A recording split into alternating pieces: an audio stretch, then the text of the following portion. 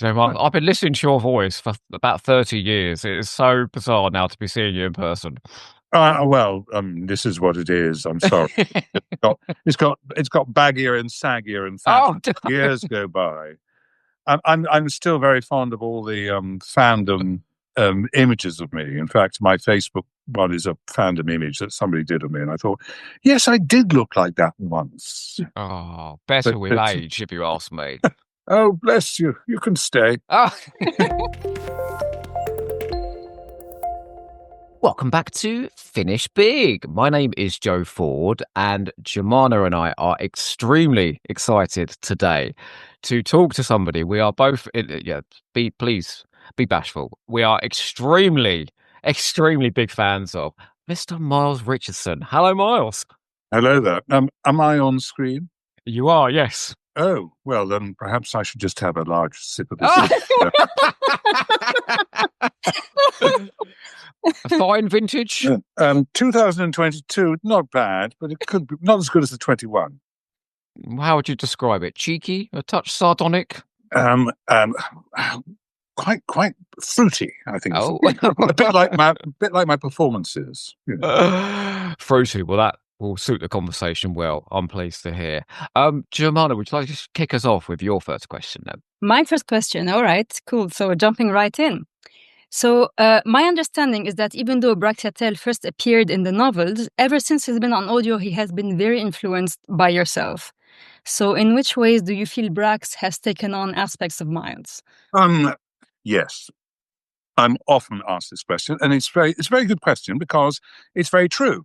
Because as I first started performing Braxiatel, I'd say to the writers or the director, do you mind if I just change this sentence? Do you mind if I just say it like this? Do you think I could just perhaps just alter it that way? And so I changed it rhythmically. And after a very short period of time, the writers suddenly realized that I was Brax.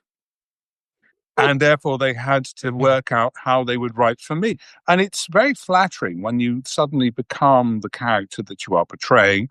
It's a double-edged sword because, of course, now Big Finish won't employ me to do anything else apart from play having Braxiatel, and so it is a double-edged weapon, really. But I've loved playing him, and I've loved the fact that the writers have taken my style of performance on board and have used me as a template, as it were, for Braxiatel himself, especially the humour.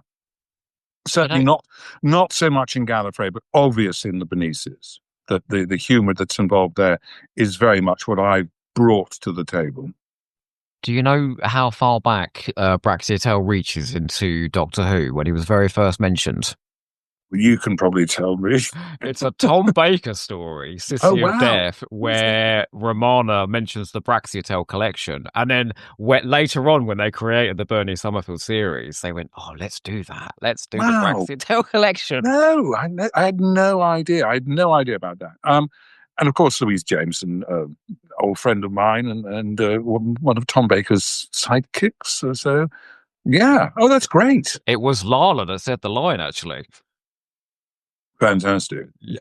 Can I wind you right back to the start of your career, please? Thank you. And ask what attracted you to acting in the first place? It's blatantly obvious. Both my parents were founding members of the Royal Shakespeare Company back in 1960. They were part of Sir Peter Hawes' company. He wasn't a Sir then; he was just Peter then. And they met because my mother, who was the youngest member of the company, was playing my father's mother in Merchant of Venice. Don't ask me how that one worked out. She was a very young, beautiful woman. She ended up playing old crones for all of her life. And then she finally got into her playing age when she was like about 70.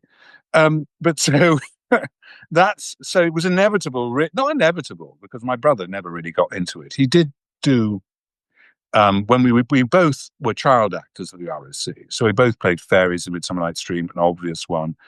He played Mamilius in The Winter's Tale. I played Moth in Love's Labour's Lost. And so, we dabbled. And then as we got older, my brother drifted into art and music, and I wasn't that way inclined because I was dyslexic and I couldn't really put a finger on things as well as he could. And so I thought, oh, God, this is such an easy option, isn't it? Just become an actor. It's just being allowed to be 8 for the rest of your life. How brilliant is that? So that's why I fell into it that way. And was it an easy option? If you don't mind living in poverty for the rest of your life, I mean, it is. That looked like no a very actual- big glass of wine, you know. Yeah, well, I mean, I've just finished a job, so I've just got my. Okay. They give you what they call the holiday pay, which is basically you get another week's wages on top of your wage. So I thought, well, let's spend it while I've got it. And it's true, because there's no point in saving for a rainy day, because it might never happen a rainy day. So just enjoy life while you've got it in front of you. I always think. So that's what I do. So that's why I'm enjoying a rather nice glass of red. Thank you very much. I wish I didn't just have a coffee now. Do you know, Jemana? Right. So there seems to be a floating misconception that Braxiatel is a villain, but I've never seen him do anything for his own gain. It's always for a greater good. So how would you describe his core character? As Joanna, I'd say that you're quoting me, because this is what I've always said about Irving, is that he will wipe people out for the general good. It's that old quandary of the railway track. How do you switch the track so it goes over one person or it goes over 4? You're still a murderer either way you go. Now, if you're really smart, you disrail the train halfway through and it never gets to anybody. But Braxiatel, no, guys, take the one person out. Right. He wouldn't worry about that. He'd just think, okay, that had to be done. So he's not villainous. He's always working for the greater good, and if the greater good means sacrifices, including himself, I think so. He has sacrificed. Yeah, he has definitely done that, and therefore he it's the greater good. It's more evident, obviously, in the Gallifrey stories than it is in the Bernice stories. Mm-hmm. I think by the time we get to Braxiatel and the Bernice stories, he's so savvy about who he is and what he's done and all that he's sort of much more relaxed about life, because it's just he's done it all by then. I mean, how old is he by the time you see him at the end of the Braxiatel when he's running the Braxiatel collection?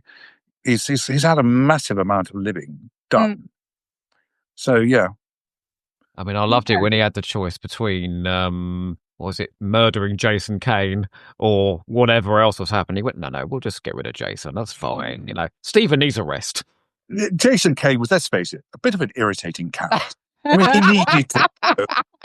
I mean, he was a bit irritating. I mean, he was very handsome and fluffy and all that charm, but on the whole, he just got in the way of everything else, So he had to go, really.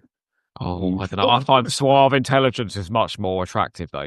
Good gracious. But it's interesting because in that sense, he is very much like the Doctor. You can see the resemblance, except he is willing to sacrifice some people, whereas the Doctor would not, and that's kind of like the main difference, it seems to me. Yes, I mean, well, the parallels are obvious. I mean, we do know that he is supposedly Doctor Who's elder brother, and therefore supposedly the wiser one, and therefore and of course Doctor Who is the younger one and therefore more sensitive, and so that's probably the reason why he doesn't kill people, or let us say sacrifice people for the better good, rather than kill. That's a bit brutal, isn't it?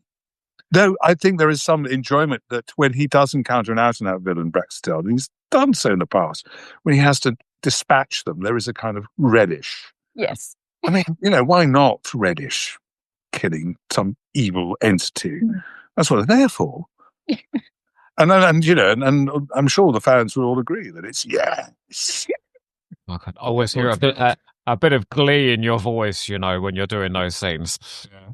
Oh yeah, no, I'm not. No, I'm not going to go down the route of saying it turns him on, but there is a kind of mental reward in doing the right thing.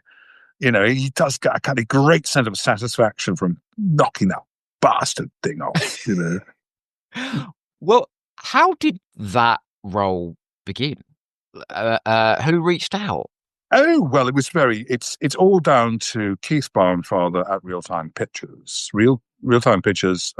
He met my now ex-wife at some do, and he said, "I need actors." And she said, "Oh, well, you know, I'm married to one." She went, "Well," and so he approached me, and we did Downtime, and then we did some other stuff together. And then during that strange fallow period when Doctor Who was off the air, and it was really down to Real Time and Big Finish to keep the whole thing alive, as it were. Obviously, they sort of connected with each other. And I was asked, first of all, to play, of all things, Charles Darwin in a Doctor Who story, and with Colin. And then from the strength of that, almost immediately, they cast me in the Beneath series. And I've said it before, so I'll say it again. I knew nothing about having Braxiatel, and it was learning on the job. It's like when I've done some supply teaching in the past, I read about what I'm supposed to be teaching like an hour before I teach the kids. You know, and it's a very, very similar process. That I said, oh, I'm a Time Lord. Oh, I didn't know that. I'm Doctor Who's elder brother. Well, I never knew that. You know, so I was only one step away from the audience most of the time, but that was actually rather good. I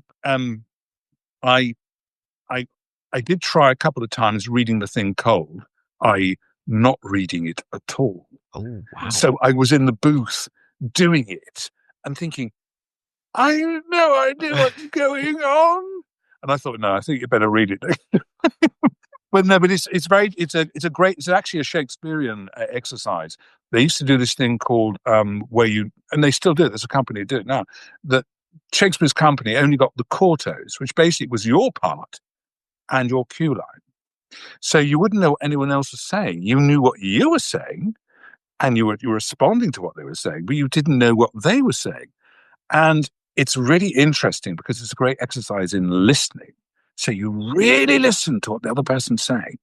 And then when you hear the cue, you go, that's what this means. And then you go into what you're supposed to say. Wow. But the point is, it's like a revelation for you as well. So you're almost answering in this kind of heightened way. That, yes, I'm answering your question because I suddenly realize what the hell my answer is. And you know, doing the recording like that was a bit like that. But I thought with science fiction, when of course it doesn't make any sense at all some of the time, that you've really got to go and read the subject matter first. I remember Tom Baker saying in an interview about that. When I never read anybody else's parts, he goes, I felt as if I was being nosy. I just read my lines and then hoped for the best. That may be an anecdote, though. Well, no, Tom was one of those. Tom was one of those actors. If you took everyone away from him and just watched him do what he does, you'd know what was going on because he knows what's going on. And if it's just handing a jelly baby, you know, it's like, you know, that's a deflection. I love those deflections he does. And that's something that Braxiatel has in common with Tom Baker. He's always deflecting. You know, come and have a nice glass of wine. Oh, have you tried this? Oh, look, there's some foie gras over here. You know, it's a constant deflection action, which is another thing I brought to the character. Subconsciously, I didn't realize it. I've just mentioned it, but now I didn't realize, of course, it's exactly what Tom did. But now I realize that's what I did. But I've only just discovered that myself. Oh, my God. I mean, I'll never forget there's one moment where the entire collection was taken over, okay, and Braxiatel was under house arrest, being kept in his study, and these evil sort of Nazi villains have taken over, and they come in, and you're just there with a glass of wine. Hello, gentlemen. How are you? Like, not even a bead of sweat on your head, you know? I'm going to blow my own trumpet. That is sort of my influence on the character. That he doesn't. He dismisses, because dismissive is nothing will anger somebody more to make a mistake than just ignore them, and then they'll shoot their own foots off by you know, if you ignore them. Nothing. I mean, you can see it now at the moment when we've got all this trouble going on in this country with people raising the flag, and if you just ignore them, they just get Why are you ignoring me? Because you're a fool. And you're not worth our attention. Bye. That's one bit of advice I'm going to take from this. Just Yeah. ignore people. Okay. Well, okay, my next question is about Narvin and Brax. Oh, him. Oh, all right. If we have to talk about Darwin, yes. Yes, I absolutely will. So that relationship started as mutual loathing. Yeah. And because Brax kept getting yanked out of the Gallifrey range, it didn't really get a chance to have an arc. So what do you think would have happened between these two if they had been stuck together on a series of missions or affairs? That's a really hard one. As you know, Sean and I are the best of friends, and we love each other dearly, and we really love each other's company, and we love the antagonism we have between Brax and Narvin. It's just such fun, and we've been saying, why can't they kind of write a bit more of that stuff for us? Because we could have an entire episode where we were like locked in a TARDIS together, and we couldn't make the bloody thing work. But what are you going to? And that would be just a two-hander between me and him. It would be such fun because, of course, do you know? One of the things I wrote an episode for Bernice Summerfield, and what I wrote is in space suddenly nothing happens, and it was a story about plumbing issues, and I'm just thinking it could be like The Odd Couple, Narvin and Braxiatel stuck in a stick TARDIS. And what the hell do they do? And what do they talk about? I mean, it could be a moment where you have those wonderful gaps and you have reflections, and they actually sort of end up playing, I don't know, battleships together. And you sunk my submarine. Yes, that sort of thing. There could be a lot of fun to be had there. And because, yes, what would happen? We don't know. But maybe that's why they've kept us apart. It could be wonderful to have just the two of you, just a two-hander. Well, a series of two-handers. Why don't you write an episode? And do it. Yeah. I'll seriously think about it. Right. You write a pilot and we'll get a sitcom going. Narvin and Braxiatel. Oh man, I would give it a kidney for that. Right, I'll talk to Gary Russell tomorrow. Right, okay. Can I ask you, how do you differentiate between the two Braxes? Because obviously you got the Brax on Benny and the writers do it for you. The writers do it for you. There's a much more stilted. I'm not going to say presidential, but politician style of writing for Braxiatel, Cardinal Braxiatel. But that's because he's part of an empire, whereas Irving is in charge of his own empire, and so therefore he's got much more freedom to say and think and do what he wants. And that's so it's and also there is.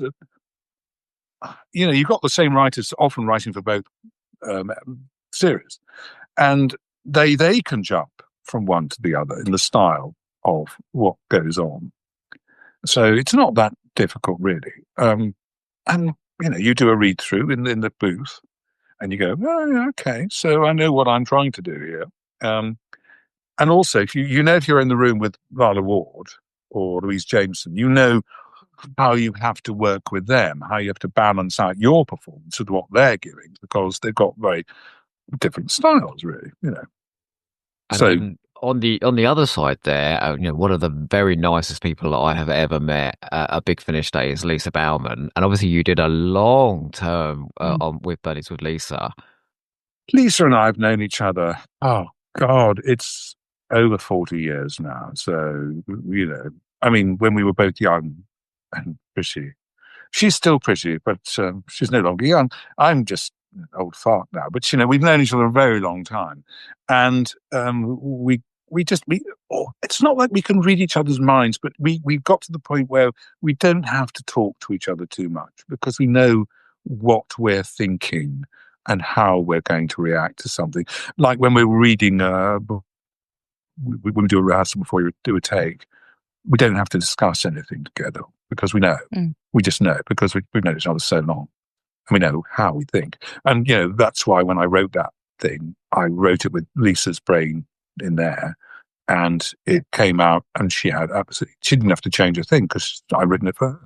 It's wonderful chemistry between the two of you. I can see now why they just kept writing more and more and more. Yeah, well, you see, I think I said it, and you were there, Amanda. You said when I was at the Gallifrey in Los Angeles, and I said, what would happen if they actually got into a relationship together? Oh boy! He would actually kill it, stone dead, because the relationship survives on the fact that they haven't got it together. If they got it together, it'd be a bloody disaster. Anyway, Braxiatel's he's still lusting after, Romana, so it's never going to happen. Oh, we all. Jemana. Well, funny you should say that because that's my next question. So it's so early on, Brax clearly held a candle for Romana. Sadly, that vanished without resolution, one way or the other. So, how did you feel about that little hint of romance? And if it were up to you, how would you have ended it, or would you have taken it forward? Or I'm obviously Braxiatel held a candle for Romana, but the point is, we're talking about the Braxiatel who's the politician. Yes. So he could never bring his feelings to the fore, and therefore he would sacrifice his own feelings for the good of Gallifrey, because if he formed an alliance emotionally with Romana, it could actually tip the balance the wrong way. And so therefore I think he would never have taken that option. So he's just sort of longing from afar. And as we know, he's voiced that in so many different ways that he's like a terrible schoolboy when he sort of thinks about her, talks about her, which is a lovely thing to have, and also the fact that Lana Ward just laughs every time I say anything remotely suggestive about hello, Romana. And she just goes. Just can't take Braxiatel seriously, which I think, that would put him off. That's a wonderful insight, though. I'm so glad I asked that. I have a comment from lovely Lucy McCall, who has asked me to say, could you tell Miles that I thought he was super as, I'm going to try and say this, if I get it wrong, I apologise, Theseus in A Midsummer Night's Dream. Oh, right, yes. Oh, God, she's going back a bit. Oh, no, she's not going back a bit that much. It's nearly 20 years ago. It is 20 years ago. 2004. Yes, well, it's very kind of her. I've done that play 4 times now, and I played quite a few parts in it. That was a very beautiful production. Greg Doran directed it. And yes, it was one of those really beautiful things where we look forward to doing it because we were doing it in repertory at the Royal Shakespeare Company. So you do it in tandem with other plays. And when it was a Midsummer Night's Dream, we all went, "Oh, how wonderful!" And then when we had to do As You Like It, we went, "Oh God, bloody As You Like It!" Oh, and there was a power cut once at the theatre, which happens in Stratford occasionally, and it was streamed As You Like It. And when it came to the quarter and hour call and they haven't resolved it, eventually the company manager said, "I'm sorry, ladies and gentlemen, we're going to have to not do the show this evening." And the entire cast went, and we all then went down the pub and got pissed and a lovely time not doing the show. Whereas the Midsummer Night's Dream, we would have gone, "Oh," because we love doing it so much. It's generally a beautiful production, isn't it? The sets and everything is gorgeous. It's an actor-proof play, and there's a reason for that. It's because Shakespeare wrote it for a one-off performance. It was written for the wedding of the Lord Chancellor of England, like whose name I forget, I'm afraid. So it was designed to be just at his daughter's wedding, and that was it. And that was the only time it was performed in Shakespeare's lifetime. And it's a miracle it got into the First Folio because it was the ownership of the Lord Chancellor because he bought the play. So got there by chance, but it is actor proof. And I tell you why. It's because he's writing for a specific audience. He's writing for an upper middle class audience. So he doesn't have to cater for the people, the lower middle, all the groundlings you get in the Swan or the Globe. He doesn't have to cater for them. He's writing for a very specific audience. This is why it translates so well to a modern audience, because we can understand his writing so very well. And Theseus was obviously played by William Shakespeare himself, because he has this wonderful speech about how the poet's pen is just a dirty trick, really. I mean, it's all a load of nonsense, isn't it? And who would do that apart from the writer of the play, saying this is all a rubbish? So we're pretty sure that's a bar he wrote for himself.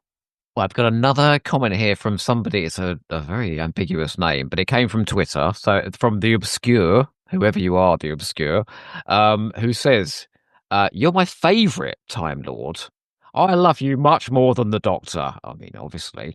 But ask, which story, now this, there's a lot of stories. Which story have you recorded as Braxiatel that has impacted you emotionally or has been sort of emotional? Oh, I see. Yes. Well, I can't remember the name of it, but the one when Brax encounters himself as an older man, and then they go off into two different time worlds, because I think it was the last one I did of the Benices, and the young Brax arrives and finds I knew you would come, Brax, and he sends him off, and then the old Brax disappears. And I love doing that because it was, the director said, "Do you want to record them separately?" And I said, "No, I'll just do them one after the other." Yeah. And I thought, oh yeah, because it's easy. Just go from one to the other, to the other, to the other. Just have a conversation with yourself. And I was dismissing myself and sending. But the thing about sci-fi, which I always love about sci-fi, is everything's possible. So I've been killed off so many times. And I thought, oh, thanks a lot. I might be paid again. Great. And so coming back, of course, there's so many of me, So everything is possible. So despite the fact I've been knocked off yet again, it doesn't mean to say I'm not going to make a return. And Lisa Bowerman said this to me at David Warner's funeral, because in a way, David took my role in the Bernice stories. He took over the mantle of the patriarchal male figure. And when we met at the funeral, she said to me, "Well, you'll be back again soon now because I need somebody," meaning me. I'm a patriarchal male figure. So if they keep on doing the Benices, there might be a return for Braxiatel, but we don't know. Crossing my fingers under here. You can't see it. I hope so. Well, I do too, because I just love doing him so much, and he's such fun to do. And I don't know, but you see, the pandemic had a knock-on effect with so many different things, and they had all these writers who had nothing better to do during those 2 years but write furiously.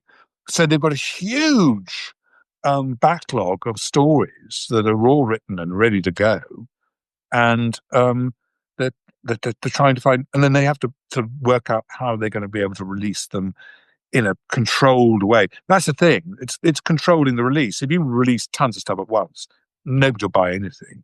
But if you do it in a controlled, stepped way, then yes, it sells. I was talking to Nicola Bryan a couple of weeks ago, and she said, I was told that something I recorded last week is coming out in 2031. I was like, good grief, they really are staggering these things out. Yeah. Well, it shows the success for Big Finish. It shows us how well they've done, starting from virtually nowhere, just basically picking up for the end of the death of Doctor Who, and suddenly, whoosh, they're away. And Jason, he's a very smart, clever businessman, and he knows how to work these things, and he's also, thankfully, a very lovely man, which sometimes people like this aren't, who control these kind of enterprises. But he is a really lovely person. what's wonderful is when the TV series came back. I mean, I think there was a chance that that would be it, and that the attention would be there. But the fact that they rode over that, and now Yeah. they're more successful than ever, it's extraordinary. I think that the TV series, I think it's when it's a visual, it can run its course to a certain extent because there's only so much money you can spend. There's only so many images you can create. Whereas with an audio world, it's up to the audience to create the visuals. So it's your imagination that is doing almost 70% of the work. Our words are filling in your imagination's movements forward. So that's, I think, why Big Finish has survived. And look at the takeoff in audio dramas. I mean, it's extraordinary that people will, go to work and listen to stuff. And Big Finish were way ahead of the game. They were doing this before anyone thought about it. Audible didn't exist when Big Finish came into existence. And I'm just going to pour myself a little bit more wine. What's sort of wonderful about it is, can you pour me one while you're there? Cheers. I feel like with audio, I kind of nobody ever has to be alone anymore. There's so much material available. Like, if you are somebody on your own, you've always could have somebody in your ear, But it's a bit like, we're talking about Midsummer Night's Dream. It's hard to ruin that play, but it can be done. A lot of audio drama. I mean, I've listened to some books read by some people, and I thought, you've just ruined that book for me. You've ruined that book. I read that book, and you've ruined it for me because you read it so badly. I'm not going to name any names. By the way, a very good friend of mine, Sean, reads the Slow Horses books, and he is brilliant, because bringing those books off the page into your ear is extraordinarily difficult because it's very complicated, and he does such a wonderful job. So I'm just plugging him. Those Slow Horses audios are very good. I think that's the flip side of the coin there, because I know quite a few people that really struggle to read, and yet they'll listen. So they're not excluded from all of those classics that they could be reading and things like that. When they're brought to life well. Well, my partner, who's a lawyer, I mean, she reads for a living because that's why she's reading stuff all the time. And so she doesn't come home and want to read some more. So she'll listen before she goes to bed to an audio drama or an audio book. More often an audio book normally. And she says, and she's actually the one which says, I read that. And she didn't. She heard it. But, in a way, she did read it because she knows what it was. So I was going to ask you about Gallifrey 1 this year, which I believe was your first convention. It was. And you were there. Oh. Yes. And you were dressed as a Narvanite, which I thought was... Yes. I seem to recall you said it made me look like a nun. Well, it did look a bit like some bizarre kind of cult. But then, of course, with Sean, it would be a bizarre kind of cult. So anyway, what would we call the cult of Braxiatel if we created them? Oh my God, the Braxies? I don't know. But I mean, I'm the first one, all right? You'd all have to be in pinstripes. None of this. That can be arranged. That can be arranged. Well, anyway, I was going to ask you, how was that like for you, and did you have favorite moments? I tell you, I had no expectations. It's my first ever convention. Well, I did do one in England a few years back for real time, but it's a slightly different dynamic. And I really had no idea what was going to happen, and I loved every moment of it. I thought it was wonderful, not just because I was meeting lots of old friends who I'd not seen for ages, but also the love and generosity that was coming off the crowd. Just the fact that they really wanted you to be there and to talk to them, and and people would stop you in the bar, and and I absolutely just loved it. I loved it. And then some people you'd see look at you and they go, "Oh, it's serving Braxiatel. Oh, I don't know what to say," because of course my reputation as a character. And then you kind of relax them down a bit. And you talk to them, and it was great. It was great. And and when I saw that it was going to be you've got a 5-minute photo session. I thought, well, that shows how popular I am. But I didn't realize it was going to be like, hello, goodbye, hello, goodbye, hello, goodbye. It was really very, very strange. I never encountered something like that before. It was a beautiful event. I loved it. I absolutely loved it. And I know that they're only going to do one more next year. Is that right? Yeah. 3 more. 3 more. Oh, 3 more. They're going to do 3 more. Well, if they invite me back again, I'll go. Somebody's approached me about Chicago. Mm-hmm. Has that been or gone? I can't remember when it's It's in November, and November. Yeah, I'm on a holding pattern on that one because, but I wouldn't mind going to that because I've never been to Chicago for the simple reason. I know. I'm just going to be in the hotel at the airport, but at least I can say I've been to Chicago. I mean, in UK conventions, the UK fan base, we're all a bit sort of cough and a bit humble. I hear in America, people are they're very happy to tell you they think you're wonderful. I think it's that old American thing is the Americans don't mind showing who they are. You see, over here, we would rather not ask a question. We would rather live in ignorance than ask a question.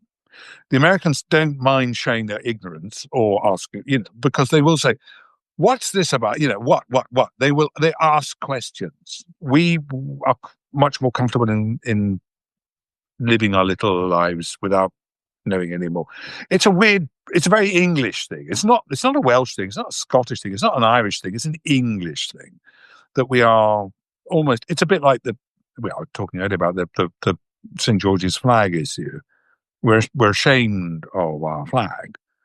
It's only because it's been co-opted by far-right units of this country. But if we all flew the flag, then it would lose its meaning as far as the far right is concerned. Yeah. So, we'd show them up. They'd have to dig out another flag, which might have a different shaped cross on it, with maybe a different kind of surround to it, if they wanted to really show their feelings. So it's just a British thing. It's not a British thing, an English thing, because the Welsh and the Scottish and the Irish are very enthusiastic about lots of things, and it's just us English who are just reticent. You're right. I've been to so many of these conventions where they say, "Has anyone got any questions?" And I've got 100 questions I want to ask, and I just go, Yeah. Next time I'll think of you, and I'll be there going, "Hey, I'll ask."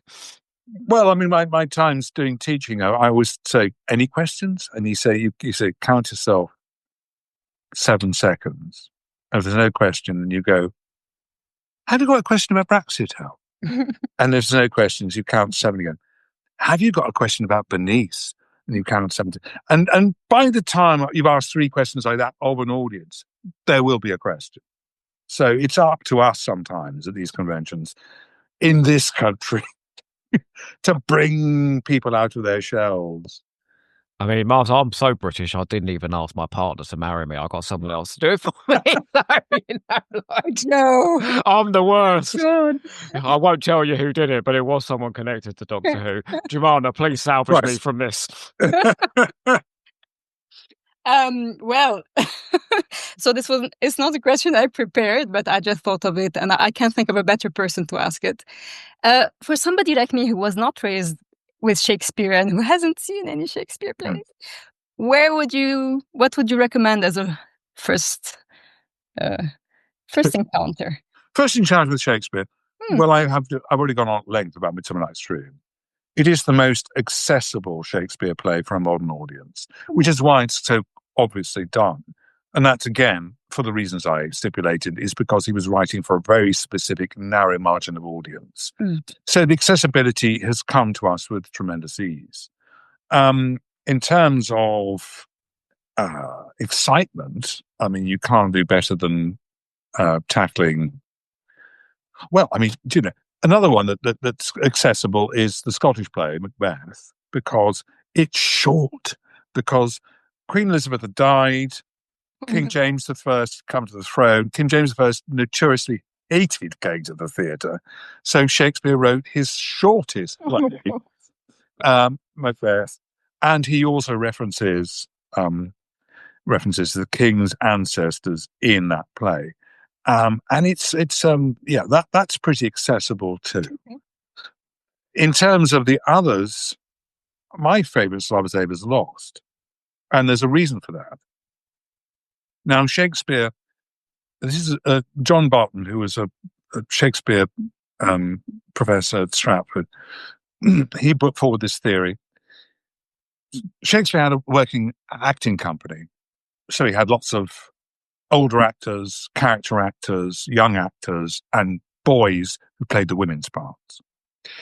And Love's Labour's Lost has 4 heroes, 4 character men, 2 clowns, and 4 women, and another boy. So he suggests there was a plague in London, and to get his men out of London and on the road touring the stately homes, he wrote this specific play.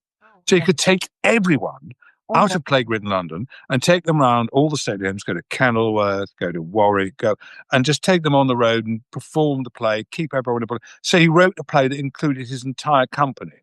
Wow. And this is a theory, of course, but the great thing about this theory is that the main protagonist, Barone, is so obviously a part he wrote for himself.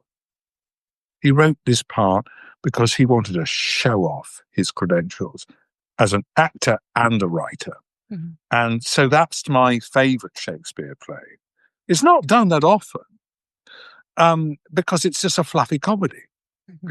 But it's full of insight as to how he thought as an actor and writer, and presumably as a director as well, because he would have done that. We had to do a lot of Shakespeare at school in drama class. We had a punishing drama teacher, and we did a lot of the biggies, but my favorite one that we did was The Taming of the Shrew. I mean, oh boy, there's some emotion in that one, isn't it? It's a cracking play. It's a cracking play. Everyone calls it a problem play now because everyone says it's all about wife beating. Well, it's not, because Shakespeare is the greatest feminist writer of his age. You can't find a feminist writer equal to him until there are some great parts of women in Restoration, but the next great feminist writer is Bernard Shaw. So we're talking 300 years later. So Shakespeare writes extraordinarily well. I mean, at the end of Taming of the Shrew, who loses out? It's not Catherine and Petruchio. It's Catherine's sister who's made the bad marriage, and she thinks it's a good marriage, but it's not. And Catherine and Petruchio expose the weakness of their relationship, her sister's relationship, and that's what's great about that. In the first half, she commands the stage, doesn't she? It's an extraordinary turn. But then at the end, when she says, he asks her to do some subservient stuff, and she will do it. But the point is, then she can get up and go, "I chose to do that." But he is a great feminist. I honestly do think that. I do believe. You look at Marlowe or some of the other contemporary writers. Oh, Christ, I saw Edward II the other day. There's one woman in that play, and she's a very boring character. And you think, why aren't you writing decent parts for women? And yet you look at the play that I hate, As You Like It, and you look at Rosalind, she has some of the best poetry in Shakespeare. Some of her lines, I will go and find a shadow. I will go and find a tree and wait in its shadow until Orlando come, or something like that. I can't remember what it was now. There's something, a line about, and I just thought, oh my God, that's heartbreaking. I shall go and find a shadow of a tree and sigh till Orlando come, or something like that. It's just like, I will hide my heart in the shadow of a tree. It's just beautiful stuff. Jemima, I will take you to one of those recommended there. Oh yes, please. We'll go and see a Shakespeare play together. Can I ask you a broader question about your career again, please? Yes. What's been the happiest job that you've done in your career? Oh gosh, there are so many. there have been some real stinkers. There have been some real absolute stinkers. I think that in terms of pride, doing the histories of the Royal Shakespeare Company, which was a 2.5-year contract where we did 9 plays over the course of those 2.5 years. And then at the very end, we did them all in rotation. So you could come for 5 days and see the entire histories cycle, was something that is so extraordinary that people talk about it 20 years on, saying that this is something that changed their idea about theatre and how wonderful it could be. Yes, I was a small part of it. I played the Duke of Exeter. I played the Bishop of Ely. I mean, I did worthy lords, waving swords, killing people, climbing up ladders and flying on ropes and things. But it was an ensemble. And I think companies are at their best when they're ensembles, when there is no kind of ego in the way. And the job I've just finished, which I wasn't really a part of, because I would explain why. Man for All Seasons, which is a play that's just finished in the West End. And I was having a drink with a friend of mine who's an assistant director about 2 months ago. And she got a phone call and said, "Oh, Christ, we've just lost our cover for Martin Shaw, who's playing Thomas More." And I went, "Well, I'll do it." She went, "Oh, come on, Miles. It's cover. You'll be sitting in a dressing room doing nothing." I said, "Well, I haven't worked for 5 months." She went, "You don't want to do this?" And I said, "Well, try me." And so they put it to the producers. The producers said, "God, Miles, sitting in a dressing room doing nothing." And so they paid me as if I was on stage doing something. And I learned the part. God, it's a mammoth part. But what was great about it was the company itself.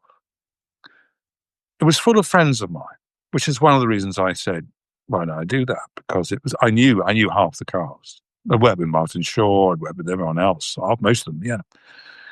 And we just finished yesterday, and it was like a heart wrench, because it is the happiest company I've ever been in. And I wasn't even in it. Well, I was in it, of course, because I was embraced and knew everyone, and I did have to go on once for a part I wasn't even supposed to be doing. No. So Nick Day, who was playing Wolsey, was off, and so his understudy was on, and they went, "Who's going to play Thomas Cranmer?" And I went, "Oh, Miles." And so he's not on until the second half. So I learnt the part in the first half and went on in the second half as Thomas Cranmer. So it was all good and safe and happy. So I guess Martin couldn't be sick in that second half. Then, hey, were you being too no, places at once? It was absolutely fine. And I enjoyed myself thoroughly, and I got paid an extra £32 for doing it. Always good, always good. But that's the first time I've ever done a job like that where I'm not actually doing anything, and I won't do it again, because it's like being constantly tickled with a feather but not being allowed to laugh. It's some people make a living out of doing that, but it's just not something that's in my ken. I can't do it. So, despite the fact that it was wonderfully sublime, the whole thing was wonderfully sublime. In other things, I would say that the one that I was most content with and happy with was when I did Sleuth, and it was just a 2-hander. So there was just me and one other actor. But in terms of how I felt about what I was doing, I just felt like I was in total control of an entire play. It was me in control of an entire play, because I was the first on, the last off, and controlled the whole play. And it was a beautiful set, beautifully designed. And I'm sorry that it only did Nottingham and York, because I'd love to have taken that on the road, because it was so wonderful. Is it? I always found it incredibly difficult to keep a play in my head. Yeah, it probably says more about me than anything. But is that easy? Like, I mean, clearly you've done so many jobs. Does it go in and then get jettisoned, or is it all there? Well, this is another thing about understudying, is that I can't remember. Michael Boyd, when he ran the RSC, insisted that everyone understudied. Everyone had an understudy commitment. And I can remember all my understudy commitments from my time at the RSC. Can't remember a single one of my principals. No. The parts I played, can't remember them. But it's because you put it in a different part of your brain. You put it in a different part of your brain because you're going to need that later. Mm. You need that later on. Sometime later, you'll have to use that. And so it's all sitting back there. But all the principal stuff, it's gone. It's gone away somewhere. I don't know where. I suppose that's the joy of an audio drama, right? That the pages are there. So, well, and as Colin always says, I can sit down. I don't have to learn the lines. Whereas I always stand up to do it because I think that it gives you a different energy. So I always record standing up, even if I'm supposed to be sitting down. I would suggest that Braxiatel is often sitting down behind a giant desk, with Bernice on a seat that's about much smaller than his. Funnily enough, I envisage a lot of books behind him and a glass of wine in his hand. So. Well, how wise you are. Jemana. Well, there's a question here from Michael Mills. How do you feel the King's performance as Charles III compares to your own? He's a cheeky one, all right. It's a cheeky one. Well, as many of your readers will know, I am possibly, I think, the only actor to play all three King Charleses, because I played King Charles I in an audio in a television thing about the regicides. I also played Charles II in that, but subsidiary.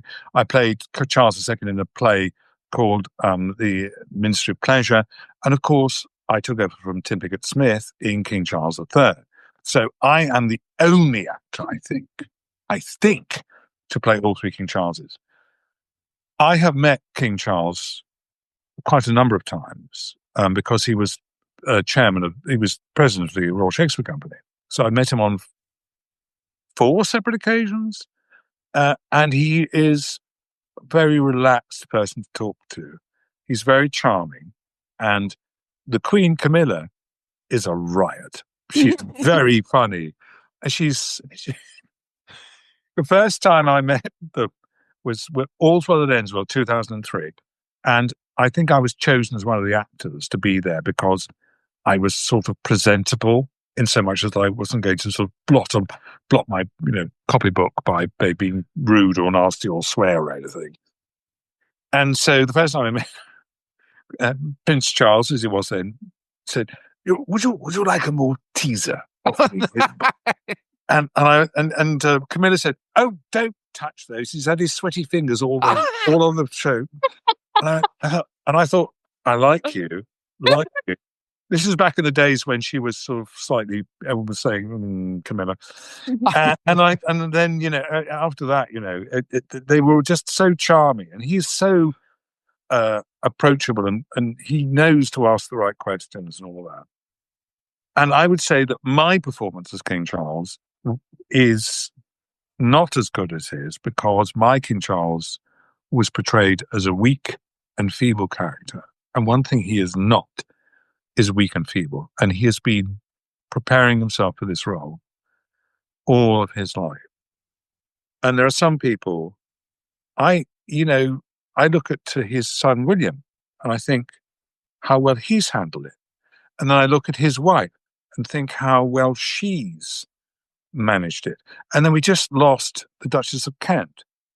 And I think how extraordinarily well she managed her position in the royal family. I mean, she was extraordinary. But they're not all going to be the Henry VIIIs, like the one we've just had. I mean, the show I just did, Henry VIII in the Round Royal Seasons, is an ogre. I mean, a man of obviously mentally deranged lunacy, Yeah. which he probably was. But then he's a second son, isn't he? I'm not going to say any more. Oh, cheeky. Must be very fun to play, though. Oh God, yeah, that kind of level. Alana James was sublimely, brilliantly deranged in that role. Now, I've got another question here from a Mr. Lewis St. Louis. Now, this is assuming that you have watched it, okay? If Right. your character was on screen in any modern era of Doctor Who, where would he be and why? So basically, he's asking if Braxiatel was going to meet any of the new Doctors, who would he be best alongside? Oh gosh. Oh, that is a difficult one. I think it would have to be probably David Tennant, and then I think it would be as his elder brother, and then it would be asked the question, "Why have you adopted that ludicrous accent?"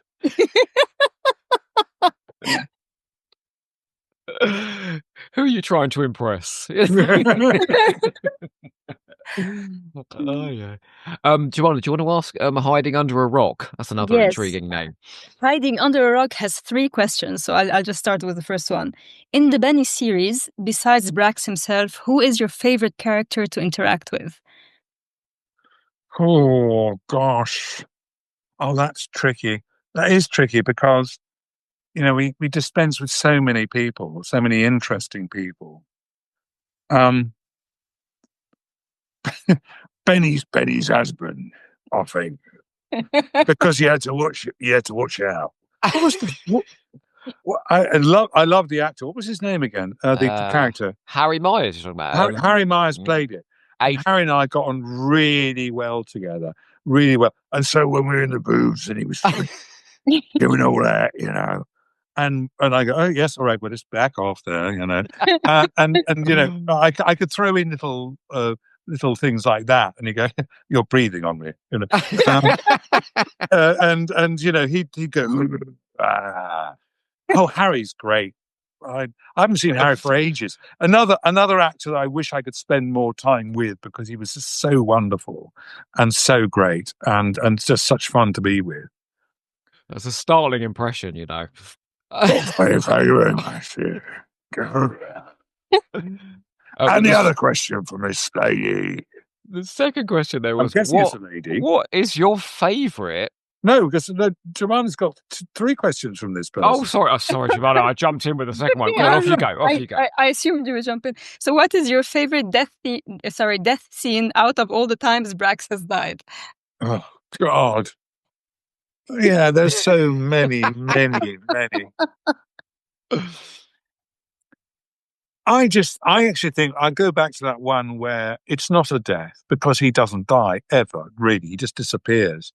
I just think, that one where I'm talking to my younger self and we both go off into separate universes, and that's a death, but it's not really a death. I've been killed in so many different ways by different things. I mean, I can go times, but it's not. The concept of death is more important than the death itself. So drifting off into a supposed death, saying goodbye, but is it goodbye? That's a great thing about science fiction. It's never goodbye, really. And the other one. Who would you want to see play Brax if they ever regenerated into a woman? Oh, gosh. Okay. I know this. Lizzie Hopley. Oh. She is a perfect female Brax. Fantastic. No question. No question. If she had to regenerate, yeah. Oh, and she also has a sartorial sense, I noticed. She's a very smart cookie. And we met. We knew each other vaguely, but we really stopped and talked at the Gallifrey in LA. And we just yeah, we just really latched onto each other. We fell in love on the spot, and I thought, yeah, you, Nice. and we're bosom buddies now. Yeah, no, she's great. She'd obviously be great as a female Brax. Yeah, I can see that. Yeah. A bit more common, obviously.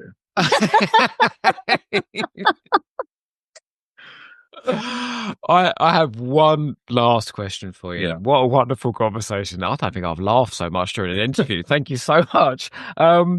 If you could talk about it, what is coming next for you? I mean, please say Braxiatel, but no Braxiatel as far as I know. All I have on the cards at the moment is a friend of mine who was in another country with me in 1983. Colin Firth's first stage play. And Mark Burgess, who shared a dressing room with me, stayed as an actor for many years, but then he was in Brookside for years. And then when he stopped doing that, he became a writer. And he wrote a one-man show for himself called The Man with the Golden Pen, which is about Ian Fleming. And he last performed that 20 years ago. And he approached me last year to ask if I would be interested in taking it on as a one-man show, because he'd been approached by a chap who runs these kind of one-man show things. So the next thing I think will be to learn this play, a one-man show about Ian Fleming, and take it on the road. Mm. But that's not written in blood, but it's my next project that I'm going to be focusing. And I have a lot of friends who do these sort of one-man show things, and they take it around all sorts of places, and they have a lot of fun. So that's my next thing, doing Ian Fleming. We've got how do we stay informed of your new things? Don't you worry, I'll make it known. Yes, but where?